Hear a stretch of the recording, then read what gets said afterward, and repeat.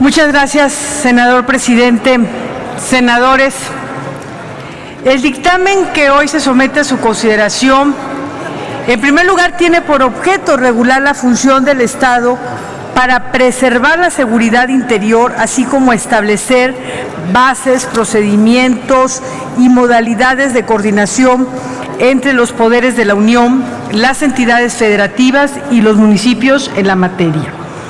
Como sabemos, durante la última década, nuestro país ha atravesado por una crisis de seguridad que rebasa el umbral de la seguridad pública y que está poniendo en riesgo la seguridad interior.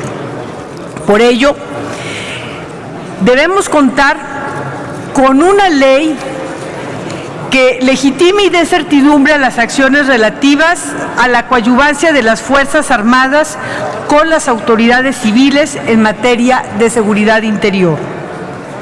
Es importante, senadores, señalar que con la presente ley no se pretende que las Fuerzas Armadas estén al frente de las acciones de seguridad de manera permanente. Falso el dicho quien lo dice. Y mucho menos, es intención del Gobierno de la República militarizar al país, como algunos aseguran. Se establece a la seguridad interior dentro del marco constitucional y de convencionalidad como referentes fundamentales para la vigencia de los derechos humanos. El mayor interés de todos es salvaguardar los derechos humanos y las garantías. Debemos decir que en su aplicación se deben observar principios de legalidad, responsabilidad, respeto a los derechos humanos y a sus garantías, confidencialidad, lealtad, transparencia, eficiencia, coordinación, cooperación, racionalidad, oportunidad, proporcionalidad, temporalidad, subsidiariedad y gradualidad. Estrictamente, señalo, se trata de regular su actuación y debida intervención a través de la coordinación y bajo el mando de la autoridad civil del Gobierno de la República y no de manera autónoma y sin mecanismos de control. Actualmente, nuestras Fuerzas Armadas no tienen un marco legal para estar en las calles. Y hay que decirlo fuerte, hay que dejarlo claro, no existe mayor medio de control que el estricto apego a la legalidad y al Estado de Derecho. Este Senado hemos atendido y escuchado las voces de quienes han expresado su preocupación e incluso su inconformidad con la ley. Recibimos en diversas reuniones, no solamente en las últimas horas, lo hicimos en enero del 2017, en enero de este año, hemos recibido a funcionarios, a organismos internacionales, a gobernadores, a presidentes municipales, académicos, representantes de la sociedad civil. Y no es correcto acusar y no es justo decir que solo fue una simulación y que no escuchamos a quienes consideran que la ley es contraria a los derechos humanos. Los derechos humanos y sus garantías están en la raíz de la Constitución y estamos proponiendo modificaciones fundamentales para que la ley sea plenamente constitucional y convencional con los tratados internacionales. Somos conscientes de la jurisprudencia de la Corte Interamericana de Derechos Humanos y en esta se reconoce la existencia de la facultad y obligación del Estado a garantizar su seguridad y mantener el orden público siempre que se apliquen procedimientos conforme a derecho y respetuosos de los derechos fundamentales de todos los individuos bajo la jurisdicción estatal. El tribunal Interamericano ha determinado en ese sentido que el poder estatal en materia de mantenimiento de la seguridad y del orden público no es ilimitado, pues está condicionado por el respeto de los derechos humanos. Y si bien la Corte Interamericana ha determinado que en algunas circunstancias la intervención de las Fuerzas Armadas en actividades de seguridad pública seguramente implica, sin duda lo señala, la posibilidad de riesgo en la materia. Por ello, los estados deben ser cuidadosos al utilizar las Fuerzas Armadas como elemento de control de los disturbios internos, la violencia interna, situaciones excepcionales y la criminalidad común. Por eso, debo de reconocer que durante más de una década se ha hecho uso responsable de la intervención de las Fuerzas Armadas. Lo otro es un falso debate.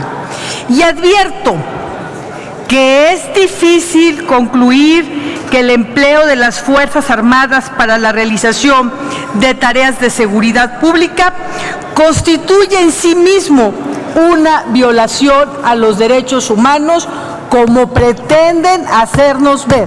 Eso es falso. Se nos ha dicho también que esta ley es una puerta abierta y sin controles para la actuación de las Fuerzas Armadas en materia que no le corresponde. ¿Cómo hemos respondido ante ello? Estableciendo en esta ley que estamos discutiendo límites geográficos y temporales al procedimiento para la emisión de una declaratoria de protección a la seguridad interior. Lo previsto en los artículos 11, 12, 13, 14, 15 y 16 de la ley se apega estrictamente a los estándares internacionales de derechos humanos, que no les quepa la menor duda. Y particularmente, el artículo 13 establece los requisitos mínimos con los que se debe contar las peticiones de las legislaturas, de las entidades federativas o el titular del Ejecutivo cuando aquellas estén en receso y las cuales incluyan el área geográfica específica. El 14 estipula que el acuerdo de la declaratoria de protección a la seguridad interior debe incluir las entidades federativas o áreas geográficas en las que se realizarán las acciones de seguridad interior, así, y lo subrayo, como la temporalidad de la declaratoria. El 15 menciona expresamente que la vigencia de la intervención federal no podrá exceder de 1 año y únicamente será prorrogable mientras subsista la amenaza a la seguridad interior y siempre que medie una justificación que cumpla con los mismos requisitos que establece el artículo 12. Es decir, contar con la consideración primero del Consejo de Seguridad Nacional y notificarse por conducto de la Secretaría de Gobernación a la Comisión Bicameral de Seguridad Nacional y a la Comisión Nacional de Derechos Humanos, así como publicarse en el Diario Oficial de la Federación, en periódicos o gacetas oficiales de las entidades federativas. La declaratoria es un acto jurídico concreto que puede ser controvertido constitucionalmente. Tiene controles esta declaratoria. Y el artículo 16 faculta al presidente de la República a ordenar acciones inmediatas en los casos en que las amenazas a la seguridad interior representen un grave peligro. Sin embargo, la sujeta a la emisión posterior de una declaratoria de protección a la seguridad interior en el menor plazo posible. Cabe destacar que lo que está previsto en la fracción quinta del artículo 13, la solicitud de intervención de las autoridades federales debe ir acompañada del compromiso de las entidades federativas de atender la amenaza, restablecer la colaboración con la Federación, de acuerdo con el artículo 1 de la Ley de Seguridad Nacional. Lo comento todo esto porque da la impresión que muchos senadores o muchas personas nomás leemos un artículo y lo vemos aislado y no lo ponemos en el contexto primero del marco constitucional y de otros ordenamientos jurídicos. Y entonces andamos diciendo o estamos señalando que estamos poniendo en riesgo no solamente a la sociedad con la militarización, sino que también estamos poniendo en riesgo los derechos humanos. Y quiero destacar que la declaratoria de protección a la seguridad interior únicamente procede en dos supuestos específicos. Primero, cuando se superen las capacidades de las autoridades competentes.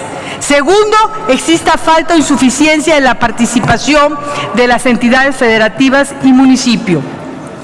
Por lo anterior, me permite concluir que el propósito de la Ley de Seguridad Interior no es convertir la intervención de las autoridades federales en las acciones de seguridad interior en acciones permanentes.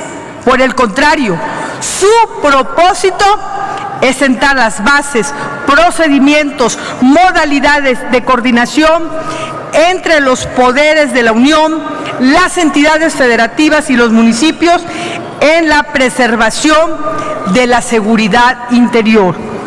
Por último, está la necesidad señalada y reiterada de fortalecer a los cuerpos policiales con la finalidad primordial que retomen la legitimidad y el control de la seguridad como fuerza civil, previstas en las fracciones cuarta, quinta y sexta del artículo 23, así como el quinto transitorio.